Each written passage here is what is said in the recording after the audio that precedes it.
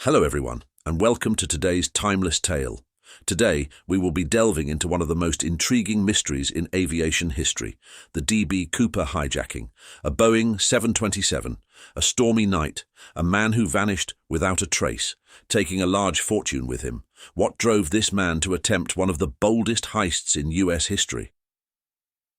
In this video, we will embark on a journey through the mystery and speculation of this case, and unravel the enigma surrounding this mysterious man.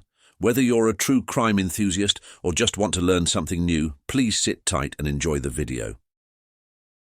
On the rainy afternoon of November 24, 1971, a man using the alias Dan Cooper purchased a one-way ticket from Portland, Oregon to Seattle, Washington from Northwest Orient Airlines for $20 in cash. Little did the other passengers and crew know they were about to be a part of the most infamous hijacking in the 20th century. As Cooper boarded the plane calmly and found his seat, he waved over flight attendant Florence Schaffner and ordered a bourbon and soda. As he ordered, he handed Florence a note. At first she dismissed it and slipped it into her pocket, probably assuming it was just another phone number from a male passenger. Cooper stopped her and said something along the lines of, "Girl, you should probably read that." Schaffner opened the note and it basically said, "I have a bomb and I want you to come sit with me." Not knowing what to do at the moment, Schaffner complied. After Cooper had shown Schaffner the explosive in his briefcase, he asked her to write down his demands in return for the flight's safety. His demands were simple, just 4 parachutes and $200,000 in cash. Again, Schaffner complied. She took the new note up to the captain and said, "You're gonna want to read this," and handed the note to him. Immediately upon reading, Captain William Scott phones air traffic control and lets them know what's going on. As you can expect, the FBI and law enforcement were notified. As the flight was only about an hour long, the captain actually had to circle around in the air for almost 2 hours in order to give the FBI enough time to gather the requested items. He was able to calm the passengers down during this time, telling them that it was just a minor technical difficulty. As the flight landed in Seattle, a different flight attendant, Tina Mucklow, exited the plane and greeted the FBI agents. The only way the FBI would hand the money and parachutes over to Cooper was if he let the innocent civilians exit the plane before taking off again. And shockingly, he had no issue with that. All passengers, as well as 2 flight attendants, hurried off of the plane to safety. Only 5 people remained on the plane now, 2 pilots, a flight engineer, flight attendant Tina Mucklow, and Cooper himself. It was at this time that Cooper revealed his next demands. Cooper wanted the plane to fly directly to Mexico City at the slowest possible maintainable speed. On top of that, he wanted the cabin to remain unpressurized and the wing flaps to be lowered by 15 degrees. Lastly, he demanded that the landing gear remain deployed at all times. Based on these demands, it was obvious that Dan Cooper knew what he was doing. The crew objected to his demand due to very obvious safety concerns, but knew that they didn't really have a choice in the end. The flight was ultimately back up in the air, heading straight for Mexico City at 7:40 p.m. Shortly after takeoff, the captain let Cooper know that they would need to stop in Reno, Nevada to refuel again. Cooper had no objection to this, as he knew he wouldn't be around by the time they hit Reno. Right after this conversation, at about 8:00 p.m., Cooper forced Tina and the flight engineer into the cockpit with the 2 pilots and made sure the door was locked behind them. 13 minutes later, the crew felt the plane jolt upwards, and an alarm sounded, letting them know that the rear door of the plane had been opened. Too scared to open the cockpit door and see what had happened, all 4 crew members remained locked in the cockpit until landing in Reno at 10:15 p.m. Upon landing, the FBI immediately began a massive search of the plane, looking for any possible evidence that they could use to identify this mysterious hijacker. In this immediate search of the aircraft, they were able to find the tie that Dan Cooper was wearing when he boarded, along with several half-smoked cigarettes. They were later able to find over 60 fingerprints on these items, although these fingerprints didn't really lead them anywhere.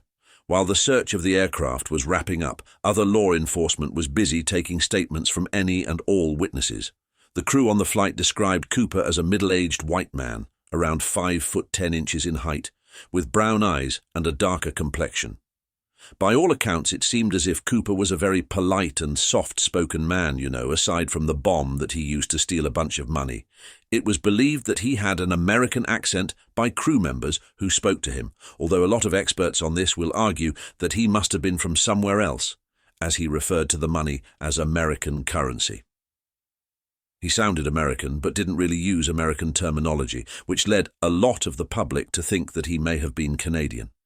Another thing that may suggest he was a Canadian citizen was actually an old comic book series.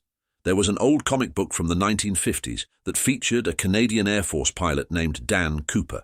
It was believed that this is where the inspiration for his alias came from. This comic book, however, was never sold in the US, but it was sold in Canada for many years. So, fast forward a bit and the FBI is still searching day and night for Dan Cooper. They were confident in the time frame that he had jumped, but they were finding it difficult to narrow down exactly where he could have landed. There were tons of factors that needed to be taken into consideration, like the weather on the night of the jump, the exact speed of the plane. Remember, it was flying as slow as it possibly could, so it wasn't a standard speed. And how much time he spent free-falling pieces, how much time he spent after the cord was pulled on his parachute. After running these numbers hundreds of times, they were able to narrow down a starting search location, Clark and Cowlitz counties in Washington. More specifically, along the Lewis River that ran through these two counties. They searched this area non-stop by ground, air and water, but nothing turned up. This led to a theory that he may have not survived the jump, but no one had been reported missing that matched his description, so they kind of threw that idea out the window. They would continue to search for clues over the coming years and essentially had nothing to show for it. That was until 1980, when 3 bags of money were found along the banks of the Columbia River in Washington. Because they had noted down all of the serial numbers on the cash that Cooper had escaped with, they were able to accurately link this money to being a part of the $200,000 ransom. This seemed like it could be the thing that law enforcement needed in order to break this case wide open, but again, it didn't really end up leading anywhere. So, who was Dan Cooper? Would they ever find out? Over the years, there have been more than 800 suspects that were considered by the FBI, all who have been cleared at this point. Now, 800 is far too many to list, so I'll just leave you with a few fan favorites in this case. The first well-known suspect was a man by the name of Robert Rackstraw. Now, Robert was interviewed in the 70s, and they weren't really able to tie him to anything concretely. He had a very long criminal past, which included murdering his own stepdad, stealing dynamite, faking his own death by crashing a plane, and getting dishonorably discharged from the military for lying about his rank. Now, that is quite the rap sheet, but there was still no physical evidence that could tie him to the heist. It's also important to note that Robert Rackstraw had claimed to be Dan Cooper on several different occasions from the comfort of his prison cell, although that didn't mean much as there were a ton of false confessions. A false confession from a career criminal like Rackstraw wasn't exactly a noteworthy source. The other well-known suspect in this case was a Sunday school teacher named Richard Floyd McCoy. McCoy was actually arrested in connection to a copycat hijack 5 months later in Utah, where he followed Cooper's example and parachuted out of the plane with a briefcase containing $500,000. Unlike Cooper, though, McCoy was arrested 2 days later and sentenced to 45 years in prison. His prison sentence wasn't without drama, though, as he had actually been able to escape from prison on one occasion. While he was on the run, he was ultimately killed in a gunfight with the FBI as they attempted to apprehend him. McCoy's arrest inspired many future Cooper copycats in 1972, who all used a very similar strategy. The only difference between Cooper and his copycats was the fact that Cooper was the only one to successfully get away. Still, to this day, the mystery continues. The legend of D.B. Cooper continues to inspire many TV shows, movies, and documentaries. The FBI officially suspended the investigation for a second time in 2016, and it seems like it'll remain that way for the foreseeable future. That leaves just one question on our mind. Will we ever find out who D.B. Cooper was? If you enjoyed this video and would like to see future content similar to this, please take a moment to like the video and subscribe. Thank you for listening to this timeless tale.